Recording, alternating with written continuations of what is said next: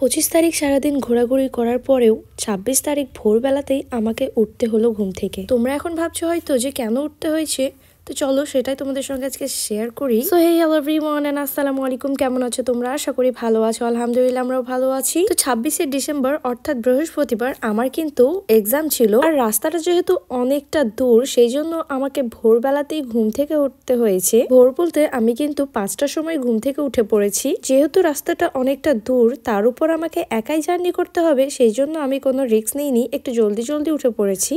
আর বাইরেটা দেখো কতটা অন্ধকার। তো 20 মিনিটেই আমি কিন্তু পুরো রেডি হয়ে গেছিলাম। জুতোটা পরতে শুধু বাকি ছিল, আসলে জুতোটা আমি খুঁজেই পাচ্ছিলাম না। দুটো জুতো দুই দিকে ছিল, সেই জন্য আমি জুতো খুঁজেই পাচ্ছিলাম না। তবে বাম পায়েরটা দেখেছিলাম কালকে নিচে ছিল। আর মেলায় যাওয়ার সময় ভাইয়া বলছিল তোমার ডান পায়ের একটা জুতো উপরে ছাদে লোকানো আছে, তাই আমি আগেই যাচ্ছিলাম ডান পায়ের জুতোটা আনতে, কিন্তু যেতে গিয়ে দেখি সিঁড়িতে অলরেডি রাখা আছে, তাই আমি সেটাকে টুক করে পরে নিলাম। তারপরে আমি সোজা চলে আসলাম নিচে বাম পায়ের জুতো পরতে, আর এসেই দেখি বাম পায়ের জুতোটাও জঙ্গলের মধ্যে পরে রেখেছে, তাই সেখান থেকে টুক করে জুতোটা বের করে নিলাম আর পরে নিলাম পায়ে। বেশিরভাগ সময়ই আমার ফোনে কিন্তু রিচার্জ থাকে না, আর আজ যেহেতু সারাদিন বাড়ির বাইরে থাকবো তাই টুক করে নিলাম ফোনটা রিচার্জ। আমি তো প্রথমে ভেবেছিলাম আমি হাঁটতে হাঁটতে চলে যাব পালপাড়া পর্যন্ত, কিন্তু আমার আব্বু বললো ঠিক আছে আমি তোমাকে রেখে আসছি চলো। আব্বুর সঙ্গে সাইকেলে একটু ঘুরতে পাবো, এই জন্য আমি বললাম ঠিক আছে চলো আমাকে রেখে এসো। প্রত্যেকদিনই আব্বু নামাজ পড়ে আসার পরে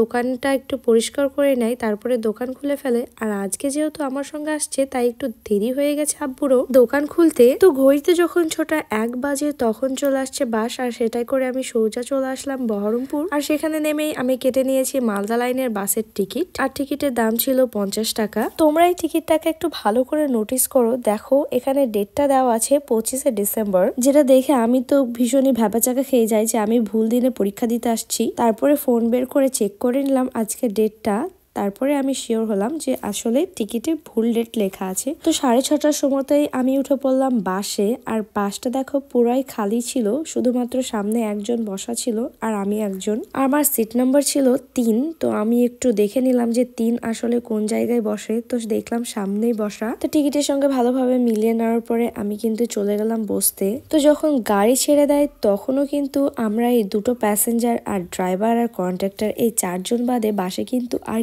কেউই ছিল না। আর তখন কিন্তু আমার ভীষণই ভয় কাজ করছিল, আসলে এরকম ফাঁকা বাসে আমি কখনোই ট্রাভেল করিনি, তাও আবার একা একা। তো যাই হোক আমাকে কিন্তু এরকম ফাঁকা বাসে একা একা ট্রাভেল করতে বেশিক্ষণ হয়নি।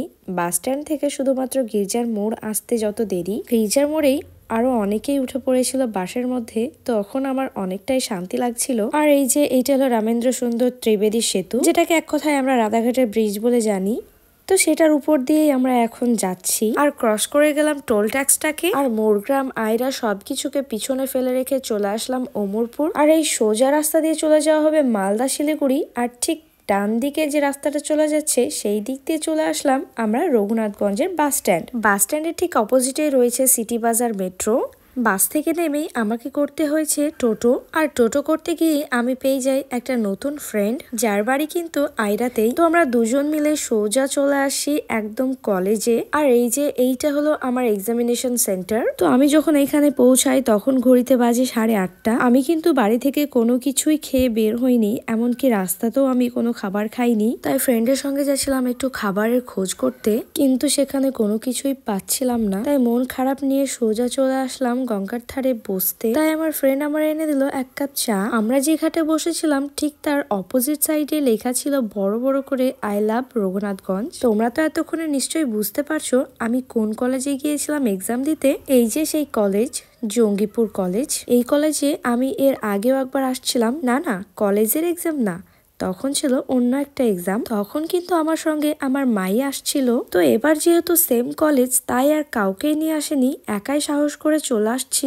সেকেন্ড ইয়ারে যখন ডোমকল কলেজে এক্সাম দিতে যেতাম তখনও আমি ঠিক একাই যেতাম, কেন জানি না আমার একা একা ট্রাভেল করতে খুবই ভালো লাগে। আসলে একা একা ট্রাভেল করলে নতুন নতুন এক্সপিরিয়েন্স হয়, যেটা কিন্তু খুবই দরকার। যাই হোক চলো এখন তোমাদের দেখাই আমার এক্সাম হল। তো পাশে আমার কিন্তু নতুন ফ্রেন্ড আছে, আর সামনে যে দুজনকে দেখছো ওরাও কিন্তু আমার আমার ফ্রেন্ড। তাই 4 জন মিলা আমরা এখন চলে যাচ্ছি রুমে। আর আমাদের রুমটা ছিল 2nd ফ্লোরে। তো ফাইনালি চলে আসছি আমার রুমে। এই যে এইটা হলো আমাদের রুম, যেটা নম্বর 18 2nd ফ্লোর। আর আমাকে বসতে দিয়েছে 3 নম্বর লাইনের একদম লাস্ট বেঞ্চের ধারে। আমাদের এক্সামের টাইম ছিল 11টা থেকে 1টা পর্যন্ত, আর 1টা থেকে 2টো ছিল টিফিন টাইম, তারপরে 2টো থেকে 4টা পর্যন্ত আর একটা এক্সাম। আর এখন যেহেতু বাজে ঘড়িতে 4টা, তো এখন সবাই কলেজ থেকে বেরিয়ে যাচ্ছে। ঠিক তেমনই আমরাও কিন্তু টোটো করে সোজা চলে আসলাম রঘুনাথগঞ্জ বাস স্ট্যান্ডে। আর আস্তে আস্তে টোটোওয়ালাকে জিজ্ঞেস করছিলাম যে এখানে ভালো খাবার কোন দোকানে পাওয়া যায়। তো আমাদেরকে বললো এই স্ন্যাক্স জোনে যেতে। তাই আমি আর বান্ধবী সোজা চলে আসলাম স্ন্যাক্স জোনের ভেতরে, যেটা ডেকোরেশন কিন্তু খুবই সুন্দর ছিল।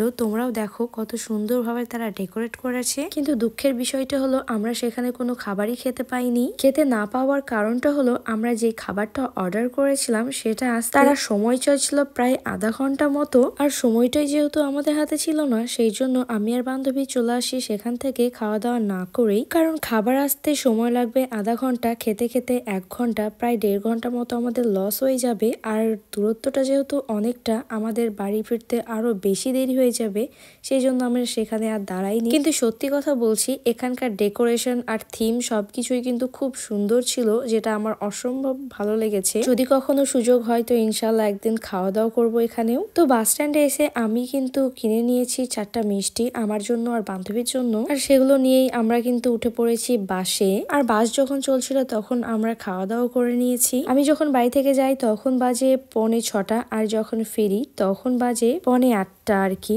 সারাদিন যতই খাটাখাটনি করি না কেন আর যতই ট্রাভেল করি না কেন, বাড়ির মতো শান্তি মনে হয় কোথাও পাওয়া যায় না। তাই বাড়িতে আসা মাত্রই আমার মুডটা চেঞ্জ হয়ে যায়। আর যখন নিজের রুমটায় ঢুকি, উফ কি যে শান্তি লাগে। এই শান্তিটা কম বেশি সবাই ফিল করেছো কি, তাই তো? আজকের মতো এই পর্যন্ত। টাটা, বাই বাই, এন্ড আল্লাহ হাফিজ।